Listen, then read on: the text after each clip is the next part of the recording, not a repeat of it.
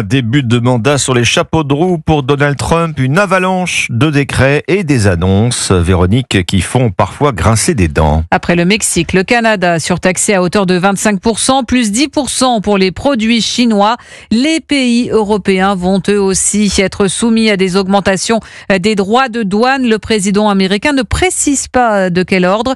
L'Europe face au cyclone Donald Trump, que comptent faire les dirigeants de l'Union européenne? Emmanuel Macron en tête, Jacques Serret. Officiellement, il s'agit pour l'UE de faire bloc. L'Union européenne sera pragmatique, assure la présidente de la Commission Ursula von der Leyen. Certaines pistes pour tempérer les ardeurs du président américain qui veut augmenter les droits de douane sont déjà évoquées. Bruxelles pourrait par exemple faire en sorte d'acheter plus de gaz naturel liquéfié aux États-Unis, mais aussi plus d'armement pour tenter de négocier une forme de paix commerciale, ce qui est loin d'être gagné et surtout ce qui irait à l'inverse du développement d'une Europe de la défense, chère à Emmanuel Macron. C'est pourquoi en coulisses, les tractations vont déjà bon train et les membres de l'UE ne parlent pas que d'une seule voix. L'Italienne Giorgia Meloni, par exemple, négocie seule avec l'oncle Sam quand Paris dit vouloir à tout prix éviter une division de l'Europe. Emmanuel Macron compte pour cela faire valoir son expérience. Il est le seul à avoir pratiqué le républicain à la Maison-Blanche, défend l'un de ses proches.